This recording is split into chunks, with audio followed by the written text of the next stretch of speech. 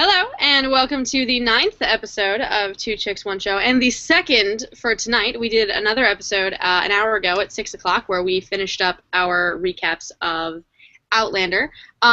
We are now starting our second show. For the last 8 weeks, we've been doing nothing but Outlander, and we've run out of Outlander. It's no longer on until April, so we are now starting a brand new show, and coincidentally, another show that we enjoy talking about, and as you will soon find out, getting very frustrated with and yelling about, is Once Upon a Time. So we are going to be discussing the first episode of Season 4 of Once Upon a Time. My name is Tricia Ennis. She is Kait Calabro. We are the Two Chicks. Today's one show is Once Upon a Time, Season 4, Episode 1, A Tale of Two Sisters. Take it away.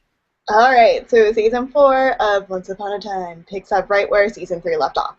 Regina is dealing with a broken heart after Robin realizes that his wife is alive now, thanks to Emma. Emma is avoiding Hook, which makes sense.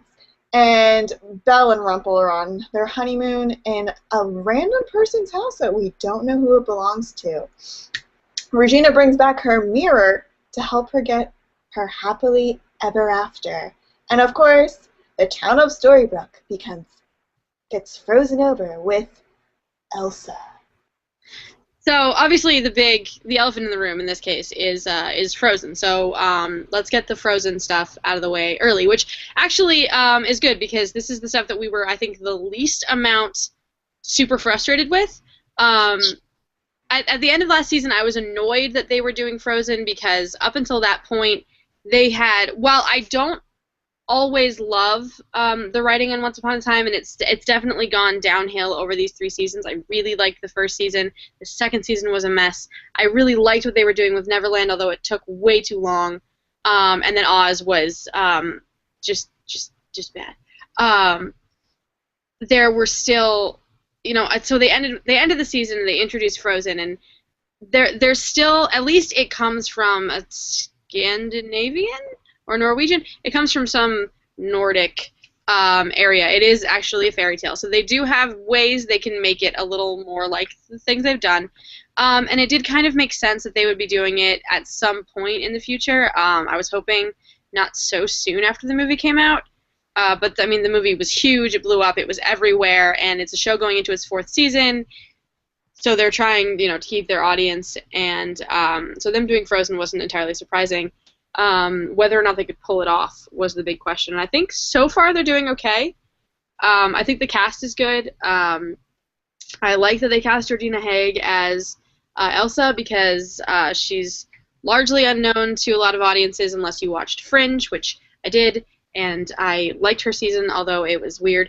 And so I think she's a good choice for Elsa. I think they picked a decent actress to play Anna, although as Kait will probably go into a lot of detail about, we think she's trying too hard.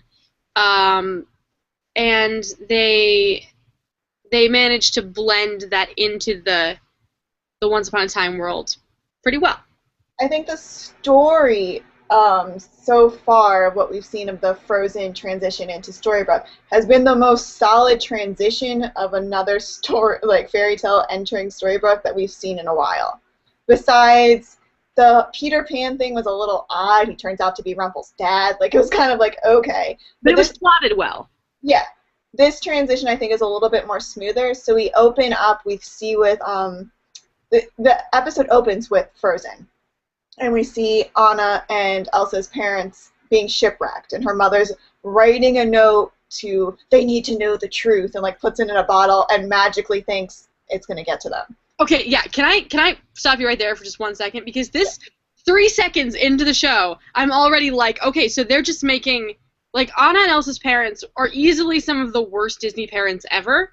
Yes. Because, of course, they start out with in the movie being like, so obviously the choice that we have here, our daughter has amazing powers and they're dangerous, and so the thing we have to do is lock her away and not tell anyone and make her afraid of herself and all these horrible things. And you have to conceal, don't feel. Conceal. Right, exactly. They do exactly the wrong thing. Like, the thing that parents should take away from Frozen is that if there's something going on with your kid, teach them how to deal with it in reality, not conceal it. It was almost like a gay thing. But, it was. Come on. What else is it? All right. Anyway, getting away from that, then they become worse in Once Upon a Time because they apparently are on this boat and there is something like really so important that they have to make sure at least there's some chance of their daughters knowing what's going on, but they don't decide to write it down and leave it somewhere that their kids can find. Put it in a will. Write a letter that is sent upon your untimely demise. Give it to a butler. There's obviously staff at the castle that cares about your kids and is taking care of them. Give it to somebody like that. Do something other than stick it in a bottle and throw it in the ocean. Yeah. Okay, but back to the story. Now that I've ranted, that's the first one. There's going to be more.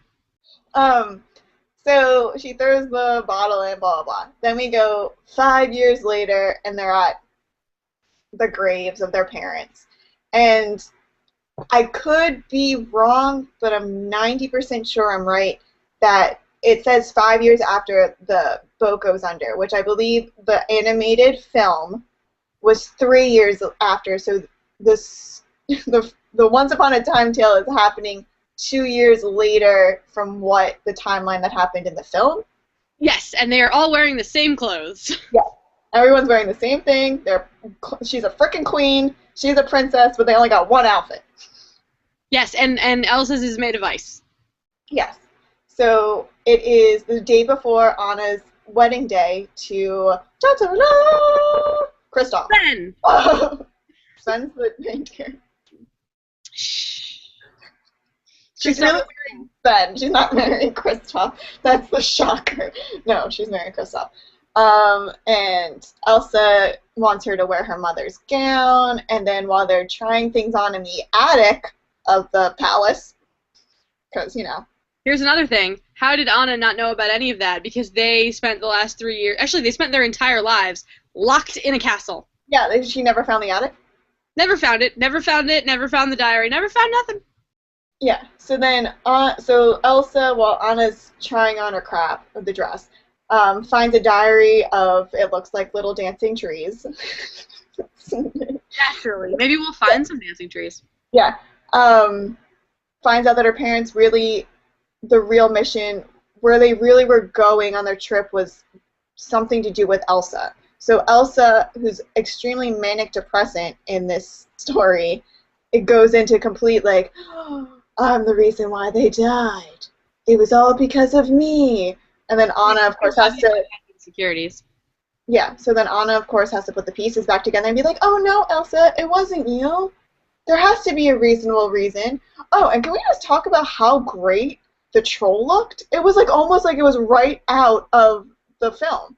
Yeah, it looked like it was right out of the movie, but at the same time, the CGI was kind of horrible. So. I don't know. Compared to other things I have seen on this show, awful green screens, this was the best special effect Once Upon a Time has ever had. They did a good job with it. I'm not saying they did a bad job. It was just obviously TV special effects, which is unfortunate. Yeah. I don't think they included Grandpappy, although I like the character, it's still Because they didn't really explain them fully in the movie, so it's kind of just like, I'd rather have seen OUaT. But yeah, but then no. So Grandpappy, whatever, tells them that, you know, he knew they weren't going on a mission, they were going to figure out something. So to prove that Elsa wasn't the reason her parents left, Anna decides to now make the same voyage as her parents to get the answers and the truth. So she boards a ship the day of her wedding. It's not happening. Kristoff is completely fine with this. And she goes to, what do they call it? Misthaven? Which is the Enchanted Forest. Naturally. Which, not at all surprising, but I don't know what we don't know anything about it. And I think they set up the mystery of the story pretty well. Yeah. Obviously, the majority of flashbacks for this half season, because they have to have a flashback, or God forbid, our structure might fall apart. I have a lot of thoughts. That, you know, our flashbacks are mostly going to be what happened to Anna when she went to the Enchanted Forest, whether or not Elsa follows her. Now, just a refresher, at the end of last season, Elsa is released from a bottle that's stuck in this vault thing where Rumpelstiltskin puts things that he is Afraid of. so afraid of that he has to lock them away. So Yeah. obviously he's afraid of Elsa for some reason. He's going to encounter her and lock her up. So that kind of makes you believe that Elsa is going to go after Anna, Yes. because how else would she run into Rumpel? But who the hell knows? Rumpel has his hand in everything. Yeah, So, and also eventually going to meet Elizabeth Mitchell's character, who I continue to believe is going to be the original Snow Queen from the story, and who may or may not be Elsa's mom? Question mark? yeah, question mark. So other than that, I really enjoyed so far the Frozen thing. I had some minor notes about the character of Anna, who I think she looks like what I would picture. Who plays her again? I forgot her name. No. What do you mean, the actual actress? I honestly don't remember. Yeah, whatever. The chick that plays Anna in Once Upon a Time. My only issue is that they were really trying to capitalize on the quirkiness, awkward, funny timing that Kristen Bell had while she played the animated character, and it just came across as trying too hard, and it didn't work out. I thought she's cute. I think she has the same energy as animated Anna, but maybe you should try a little less and stop trying to pretend like you're Kristen Bell. Yeah, and it was part of it was that this felt like, and I'm pretty sure it is the first time that they've really tried to make characters on the show like their counterparts in the films. Yeah. Like, none of the other characters act like their characters from the movies, from the Disney movies. They're their own version of those characters, which has always worked because they feel authentic, at least a little bit authentic. These characters feel like they're jumping out of the movie and missing. Yes. So I think that is something that they're going to have to write differently, at least just a little bit. Like, give the actors the option of playing the characters the way they would play the characters if there wasn't this giant movie that came out 6 months ago. Yeah, and that also might be a problem because when we first are introduced, they're in Arendelle, so maybe once we get the characters outside, now that Elsa's in Storybrooke, maybe she'll act. We don't know what Elsa would be like in Storybrooke. Right. Now, once they're in new situations, maybe they'll be different. Hopefully that will make them different, but you don't have to try so hard to be like the animated character. Yeah, so I hold out hope for the Frozen storyline. So far, it's pretty good. And one of the ways it's working and annoying me at the same time is that they are drawing a lot of parallels between Anna and Elsa and Regina and Emma, which I think it works out for the story. They could hit it a little less on the nose. Right now, it just feels like they're punching you in the face with it. They're literally there are things on Tumblr and everywhere that are drawing literal comparisons because they're not just comparing the characters where Regina is withdrawn and heartbroken and feels like she's the villain all the time even though she's not the villain, and Emma's trying really hard to fix it, just really trying to fix it, but they have literal parallel shots like they pulled from the movie, which is neat. But again, the movie was so recently that it feels like, yeah, we get it. So while not a bad choice, I feel like they're sort of hitting it too on the nose. I didn't hate the final shot with Emma outside the office and Regina on the floor. I didn't hate it. I liked it from a Regina perspective. Yeah. I like seeing her that vulnerable, but it felt inauthentic because it was so obviously trying to be the end of Do You Want to Build a Snowman? Yeah. Which doesn't sit right with me. It doesn't feel creative. It doesn't feel like you're making the choice because that's the choice you would normally make. So things are mostly just rubbing me the wrong way in this first episode, and that I'm gonna be honest, I'm a little biased against the show because I've been steadily. This is going from Outlander to this is weird because this show is so well established. I have a long history with the show. I've been watching since the first episode, and so I have a lot of really strong opinions and a lot of strong biases. So I'm going to try to see past my biases. It's not going to work, but we'll try. So the show has a lot of work to do to regain my trust, and and so far I don't think they're off to the greatest start. But as always, they write Regina really well. So they wrote Regina really well in this episode too, and I like some of the stuff that they're doing with her, with the way that the whole Marion story is working. Marion's back, and she's mad at Emma, but at the same time, she knows Emma didn't do it on purpose. Yeah, which is a big step for Regina. It's a huge step for her. She's not just, like, she initially just blamed her outright, and everybody was like, oh crap, they're going to make her evil again. Yeah. I think they made a good decision with the way that they're dealing with the character, where she's trying so hard not to be that way, and failing, and trying and failing and trying and failing. It's a struggle, and it needs to be a struggle for her. Mm-hmm.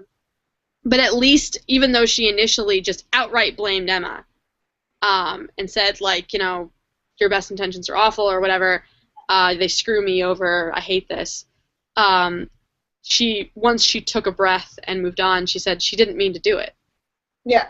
And she starts to hate her circumstances more than I think what changed it is that Robin Hood goes and visits Regina and basically, like, tells her that if Marion wasn't, you know, he might be like a, you know, a criminal or whatever, but, like, he stands by his vow, and his vow was till death do us part, and she's not dead. So even anymore. So he still loves Regina, and the only reason he's not with Regina is because Marion's alive. And anyone who thought he wasn't going to make that decision obviously doesn't understand Robin Hood. Like, obviously, he's always been a character, whether it's in the original story, in any iteration of the story. In this version, he's always, while a thief, extremely loyal, and he has a very strict code, and he lives by it, and he makes all of his decisions, and he's going to do the honorable thing. Yeah, which is, you know, his wife. Especially because of their son. Yeah. I have heard. I had discussions about this. When I went to DragonCon last month. I guess it's now almost more than a month.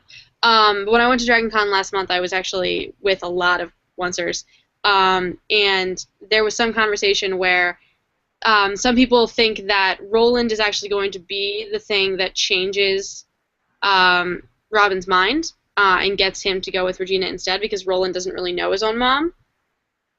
And that he's going to be the one that chooses. I think it's going to be Marion. I think it's going to be, like, Roland, like, Regina wasn't really with Robin Hood that long of a time for him to have such an attachment to her. True. And while I agree with that, I do think that Roland would be a contributing factor. I think Marion is going to be the one that says, you know, you did your duty. You honored your vow. I'm letting you out of it. I understand. I see you now. Like, this, she is your true love, and this is how things need to be.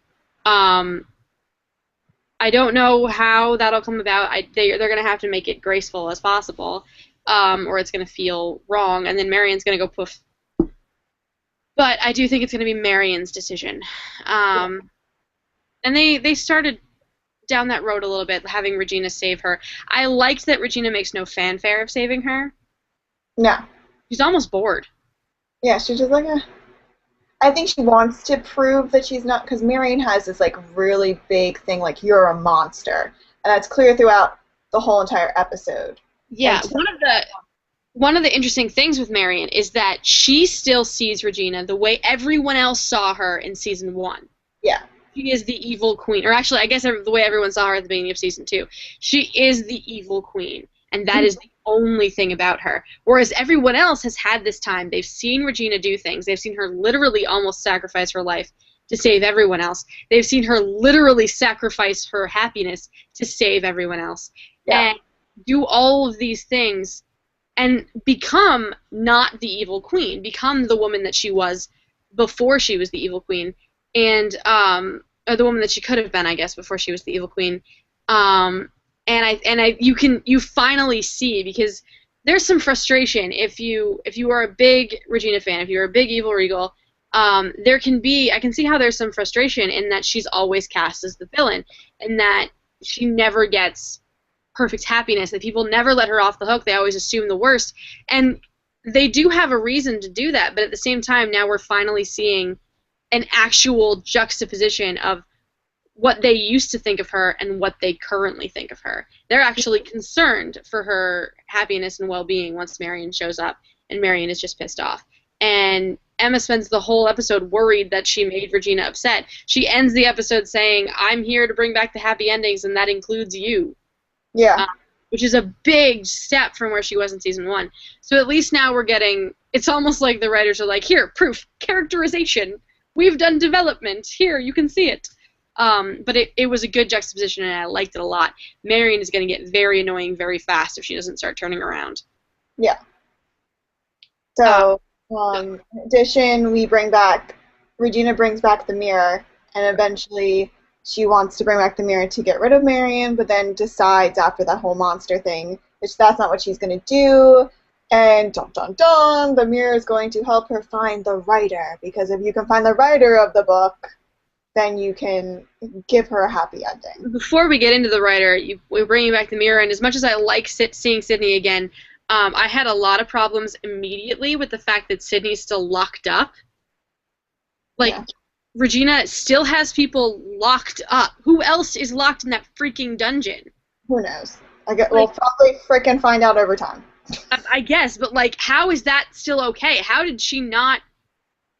How is nobody aware of the fact that there are people locked up? Like, why hasn't Belle said anything? We're just gonna skim over it. Apparently, we're just gonna ignore the fact that that happened. Like, we knew that she'd stuck Sydney there, and then we ignored it. I mean, for a very long time, we ignored it. But now, all of a sudden, it's back, and that's something that I think they need to address, the fact that there are still people locked up. The whole thing is they're not going to. So it's very annoying. I need them to, though. Address it. Dear Once Upon a Time writers, please watch this and address that fact, because it's bothering me. And it's the least you can do, because we're about to complain about other things.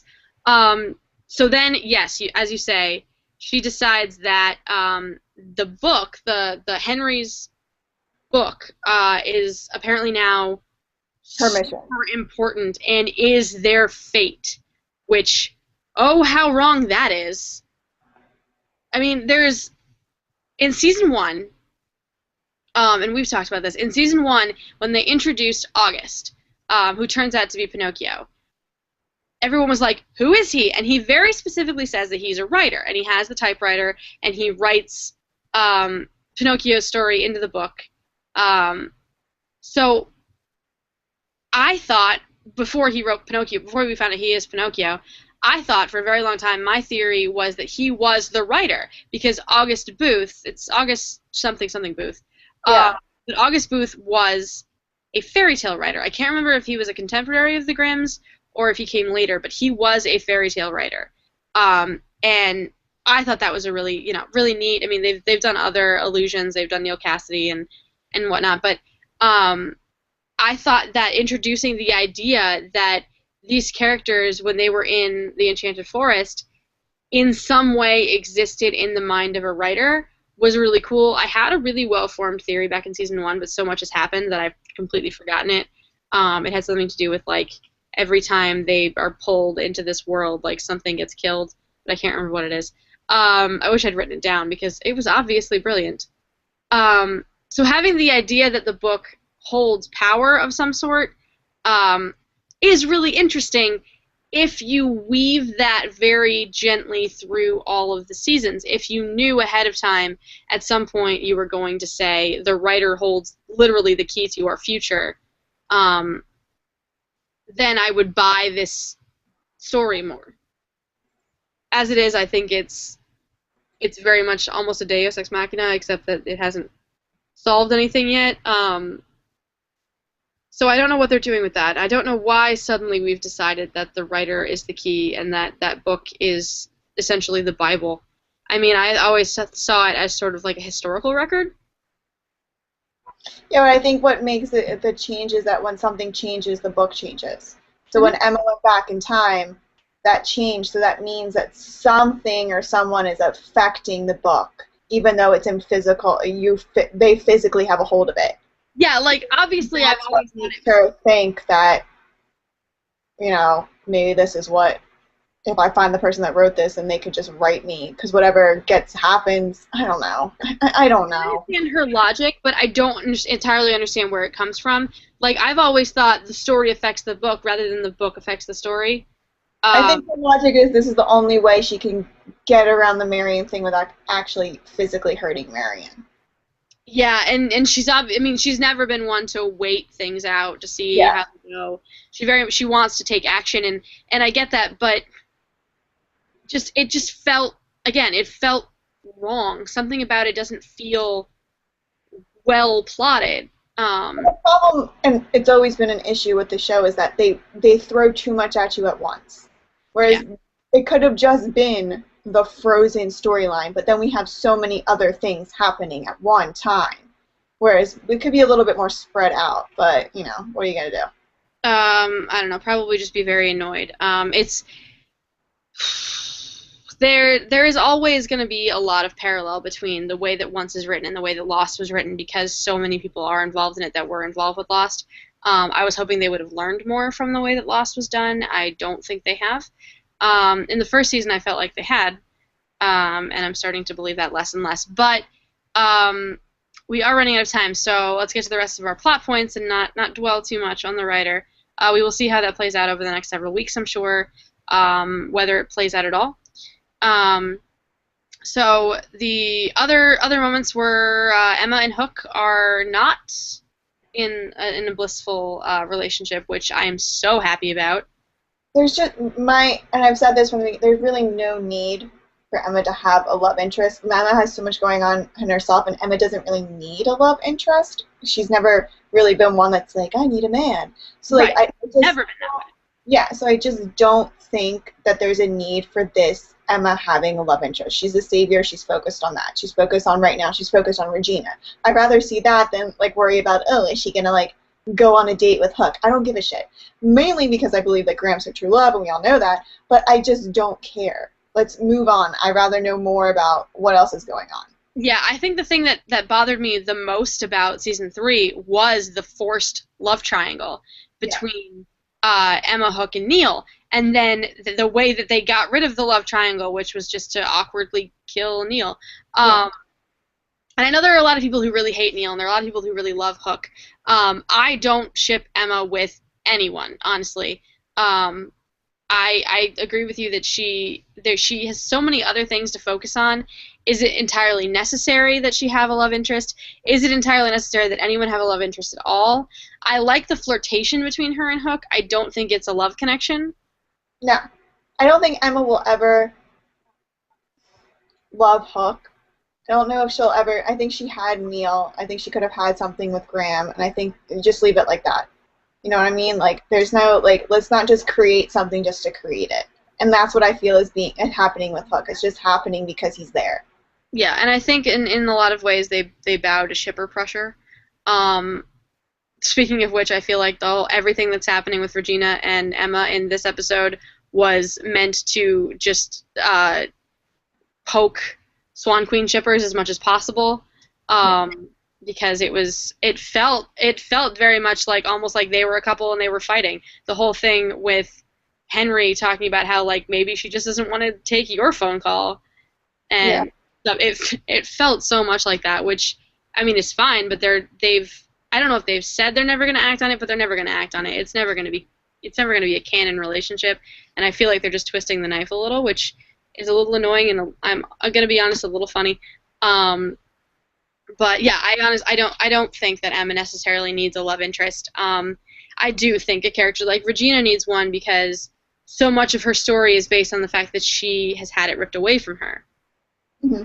And that she had Daniel literally ripped away from her, and she felt like she was never going to be happy. So holding out hope for happiness is a big thing for Regina, even though, again, she doesn't need a man. She needs someone to prove that she's worth it.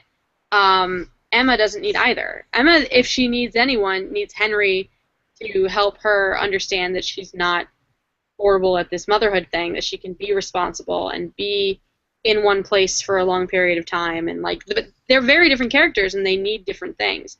And giving her a boyfriend just to give her a boyfriend is kind of annoying. Yes. So let's move on to our last big point. Our last big point of screaming. So there were moments with Belle and Rumple. I was more annoyed with what happens at the end than anything else. But at the very beginning, we were left originally with them having a wedding full of lies, um, where Rumple gives Belle his dagger, and we find out that he gave her a fake one so that he can actually go and kill Zelena, even though she doesn't want him to. Belle doesn't want him to kill Zelena. Obviously, Zelena doesn't want him to kill Zelena. And at the very and so like my big question, because I've always been really interested in the Rumple Belle story, less so these days. It was like, what's going to happen when she finds out? Because he strikes me very much as someone who, like, both Rumple and Regina strike me as characters that are written to be addicted to magic, where Regina keeps wanting to kick the habit but can't. Rumple has no desire. And I've always liked that dynamic, and I wanted to know, like, how they were going to deal with Belle finding out at some point that he gave her a fake dagger. And they resolve it within 5 seconds. Like, he has this really obnoxious monologue talking to Neil's headstone, where he basically spells out his intentions and then switches the daggers. He's like, I'm doing this because I love her and because I did the one thing that I wanted to do and blah, blah, blah, and I really do trust her, and just, like, pushing it at you that, yeah, he really does care. He's really trying to change. He really, really, really, really means it. Whereas I would much have preferred just to see him switch the daggers and to wonder what his intentions were at that point. So that was annoying, but it gets so much worse at the very end. And I know you want to rant about this, so I'm going to let you do that. Well, so before Rumple and Belle are on their honeymoon, and Belle on her morning hike finds this house that no one's cleaned since the last time they came. Hiking in those heels. Yeah, hiking in those heels. So she comes in, she's in stupid heels. They do a stupid freaking dance from the goddamn animated film. Like, if the dance had been better, like if the dancing itself was just awful. It was like they should have just had real dancers come in and just not show their damn faces like every other movie or television show. It was awkward. There was no. It was not romantic. Like, there were sweet moments, but like that scene was sweet. It felt like neither one of them can dance, so they're just gonna fake it. It was weird and unnecessary.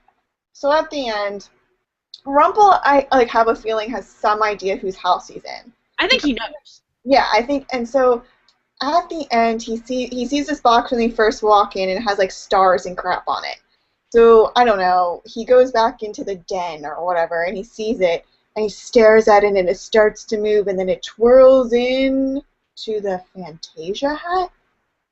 What the fuck is happening?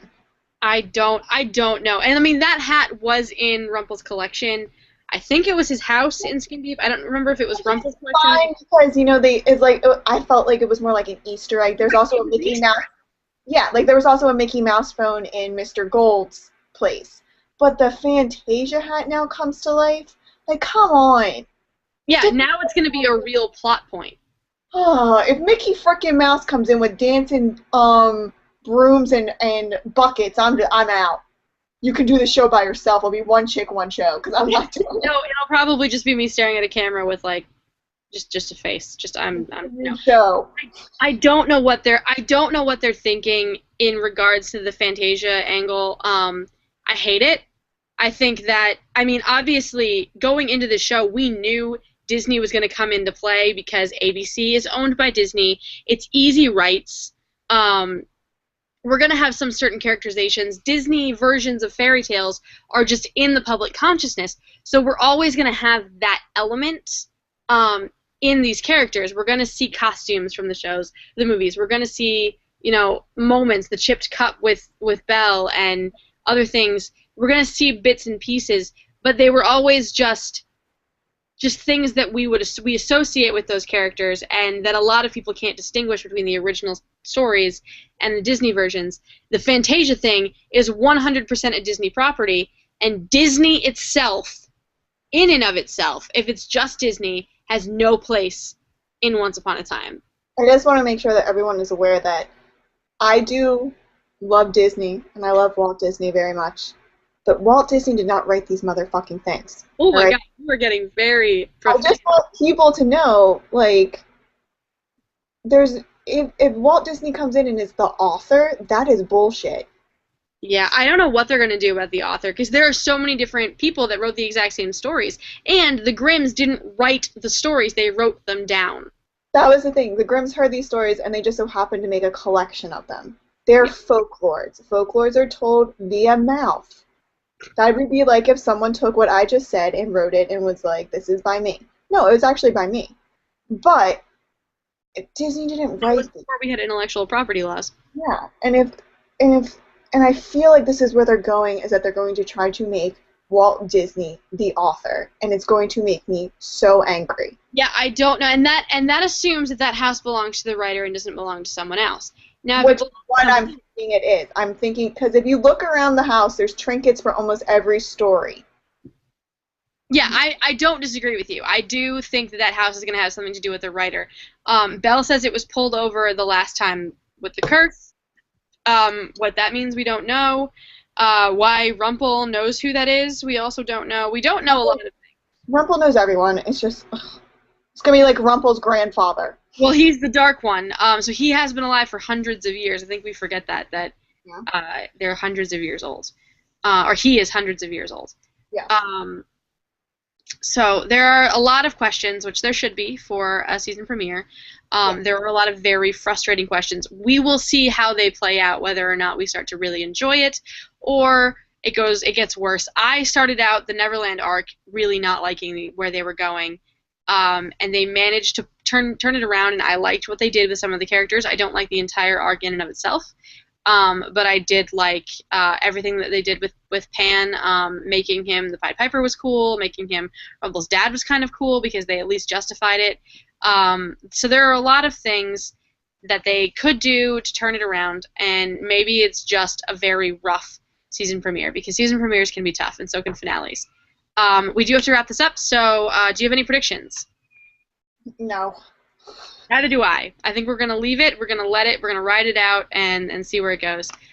So this has been the first episode of the Once Upon a Time run of Two Chicks, One Show. We will be back here. It could be the last. It could be the last. It's not going to be the last. We're going to keep going. We're going to stick with it. We will be back here next week, Wednesday at 6 p.m., not 7, unless you find out otherwise on Twitter.